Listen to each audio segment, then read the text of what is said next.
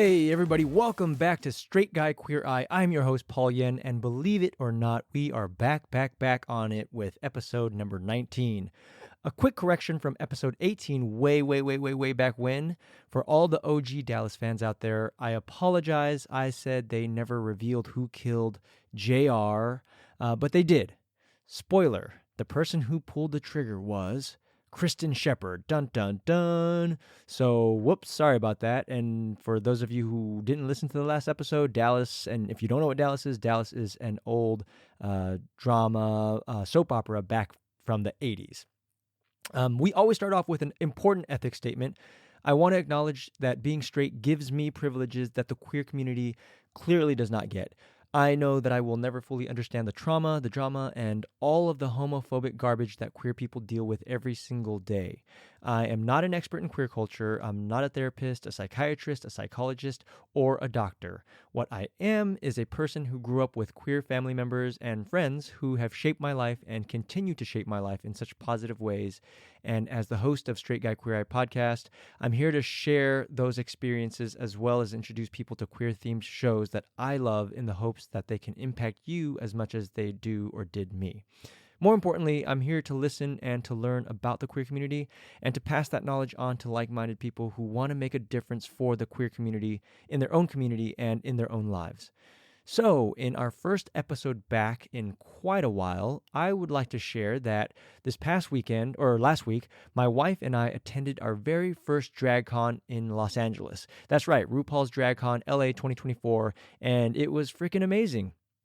We only did one day, Friday, which was more than enough for us first-timers because there was a lot of walking, a lot more than I expected, especially with the excitement that we had going through the convention center, seeing all the drag queens. Some of the queens we got to see and get pictures with were, and for my longtime listeners, you'll notice that you don't recognize any of these names because a lot of these names are from more recent seasons of RuPaul's Drag Race. But anyways, we got to see Nymphia Wind, who is so artsy and talented. We got to see Plastique Tiara, who is freaking gorgeous. We saw Lala Ree, who has a beautiful smile, and she's so nice and kind. I can see why she won Miss Congeniality for her season. And Blue Hydrangea, who is super open and easy to talk to. She even gave us hugs, which was incredible. Of course, there were a ton more drag queens there, whether they were from Drag Race Mexico, All Stars, UK, Canada, France, all the other seasons of RuPaul's Drag Race. We are on season 16 after all, or done with season 16, going on 17. But in order to spend a little bit of time with a queen, you usually have to spend a minimum amount of money on purchasing their merchandise.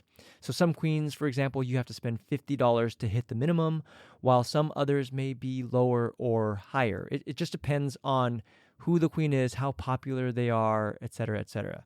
So needless to say, we didn't get to see some of our other favorites because it would just get way too expensive, and some just weren't there because they were traveling or whatever. But understand that they pay a ton for their outfits, for their booths, for people working in their booths, for traveling if they're coming from out of state or out of country. And this is a business, and they do need to make money after all, and a living, of course. Overall, we love the experience. You get to see the queens interacting with fans. They do lip syncs on the main stage.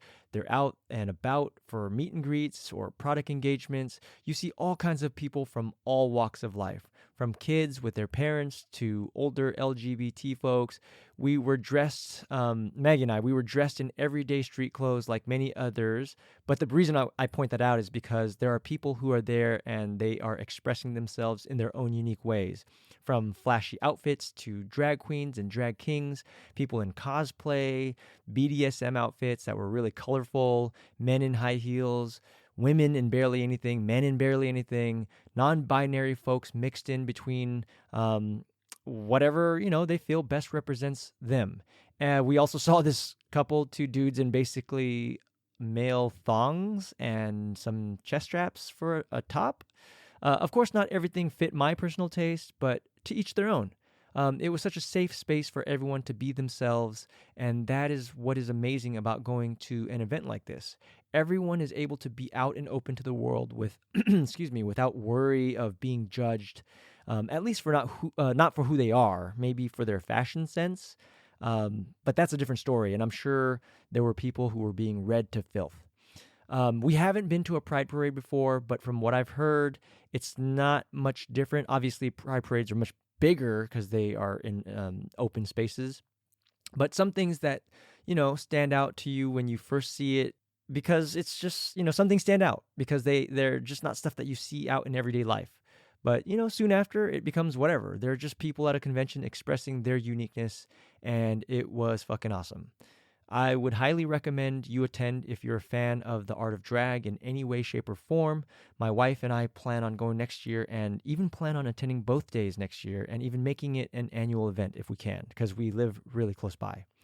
Congrats to RuPaul and all the queens and kings that made it out and made this event such a memorable one for everyone in attendance. Check it out next year. The elephant in the room, where have I been? So it's been nearly 10 to 11 months since our last episode, and I know you've all been dying to know what the heck's been going on. Well, a lot of things. After the last episode, episode 18, when we wrapped up season 2 of RuPaul's Drag Race, I wanted to give our listeners, you guys, a little break from it, and I was planning to do a breakdown of an episode of Queer Eye. And if you don't know what Queer Eye is, it's a show on Netflix, a reality show, makeover show. But anyways, the episode I wanted to do, whoa, that's my phone. But the episode I wanted to do made me realize that the focus of Queer Eye, even though I already knew this, is on the hero. And the hero is the person that the Fab Five is making over. The Fab Five are the 5 gentlemen who make over the hero of the episode. Well, for the episode I wanted to review and break down, the hero was a straight guy, and it was actually pretty tough to write, at least for me, because the point of the Straight Guy Queer Eye podcast is to relate my experiences as a straight guy to queer culture. But Queer Eye, being the great show that it is, was focused on the straight hero, which made the angle of breaking down the Fab Five's experiences as part of the queer community harder because they're not focusing on themselves. They're focusing their attention on the hero who was straight. Now, I know I could focus on an episode where the hero is queer, but after some consideration, I just didn't want to, simply because it felt disingenuous to choose an episode just to make it fit my narrative, but also because, if I'm being perfectly honest, I got lazy as hell. And here's why. Plain and simple, a friend of mine who has a lot of experience in the podcast world, shout out to JoJo, she was actually blown away that I was trying to do one episode of Straight Guy Queer Eye a week by myself with very little experience. And because of that, I finally admitted to myself that I was being a bit too ambitious, little flex there. And I'm fully aware that some folks can do this no problem. RuPaul, Trixie Mattel, and a whole bunch of other people. But I'm learning as I go. So that led me to just straight up be a lazy ass. 1 week led to 2, which led to a month, then 2 months. And then the next thing you know, it just felt really nice to relax and get a break from the podcast. Then, after all that, there was also the SAG strike. And if you're new to the podcast, I'm an actor. So I found myself on the picket lines at different studios 2 to 3 times a week. And when that ended, I was fortunate enough to head back to New York City for about 2.5 months for another season of a show that I was previously on. All this is to say that after a very long break, I'm back with a much looser schedule than before, which takes a lot of the pressure off of me. And now I can focus on having fun again and doing it at my own pace. With that said, I also want to retool the podcast a little bit because I realize that a podcast where I'm just recapping an episode of RuPaul's Drag Race can't possibly do the show justice for those who haven't seen the episode, which I highly encourage those of you who listen to actually watch RuPaul's Drag Race. It's so good. I recommend watching from season 1. That way you can kind of see how the queens evolve over time. And for those who have watched the episode, it's just plain boring because you've already seen the episode. So then what's the point of sitting here listening to me talk about the episode? So I'm going to try to figure out Straight Guy Queer Eye in real time through each episode until I find a format that works for you all as well as for myself and my own sanity. Changes that I know I want to do right off the bat are to be less of a perfectionist. In previous episodes, I'd try to be perfect and edit out any mistakes I made, or I'd be worried if my dog or any dog barked in the background, or whatever the case may be, airplanes, people mowing the lawn. But not only does perfection fuck up the process or the creative process, it also screws up the experience for me. It also adds more work for me to do, which in turn will make me less likely to be excited to record each episode. So be prepared to hear mistakes, background noise, all of it. Another change I'd like to implement is to be less of a recap podcast, which I already mentioned, and jump right to the meat of the matter, jumping right to things that stand out to me in an episode. This serves a couple of purposes. One, it'll be less boring for y'all. And two, hopefully it'll cut down the length of each episode, which means taking up less of your time, which I appreciate, as well as my own.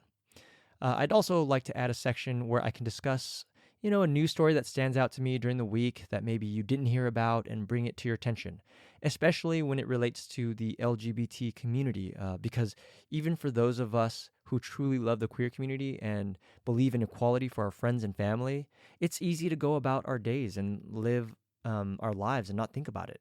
So if I can bring some things to your attention, to our attention, maybe it'll light a fire under our asses to remember what folks are going through, which will lead us to speak up, to defend, to appreciate what we as straight people take for granted, and especially at this time, to vote for change to help others. I think RuPaul's Drag Race will always be at the heart of Straight Guy Queer Eye, but I will be working very hard to diversify it and to simplify it as well. I think the news thing I want to call it for right now is just called Extra Extra, because I am not very creative at the moment. But I have two pieces of news this week, if you haven't already heard. Joe Biden has stepped down, and he will not be running for re-election in 2024, which I think is a very honorable thing to do. He's done such a great job, but optically, he just wasn't exciting people that we need to excite. And as much as I thought he deserved to stay, Kamala Harris has stepped up, and the excitement is palpable. I mean, she's gotten not a full endorsement yet, but essentially an endorsement from Beyonce. Barack Obama and Michelle Obama have stepped up and endorsed him, and I'm waiting for Taylor Swift to do so as well, and a bunch of others. The big news thing that stood out to me for the week that I read, I just got my news off of LGBTQ Nation on my phone, but there was a woman, a Missouri Secretary of State candidate named Valentina Gomez. When Kamala was kind of the soon-to-be presumptive nominee of the Democratic Party after Joe Biden stepped down, she called Kamala, quote, a little whore, unquote. And this week she was in Washington, D.C., where she stopped by Congress in front of specifically Rep. Rashida Tlaib's office, and she said this, quote, "This is a United States Congresswoman, and the only flag that should be allowed is the American flag. Not all of this gay garbage or Palestinian garbage. And let me remind you, you serve the American people, not the pedophiles or the terrorists that these flags represent. You're supposed to serve the American people, not these gay terrorists," unquote. And coming after what happened with Trump, former President Trump, being the assassination attempt on him, which I do not condone violence, political violence, any violence of any kind. So that wasn't cool. You would think that they would want to tone down their rhetoric, but they haven't. So anyways, I just wanted to point that out, that these are the kind of folks that are running for office, and these are the kind of folks that are potentially going to put in laws that can harm the queer community and folks from all walks of life. So it's important that we vote.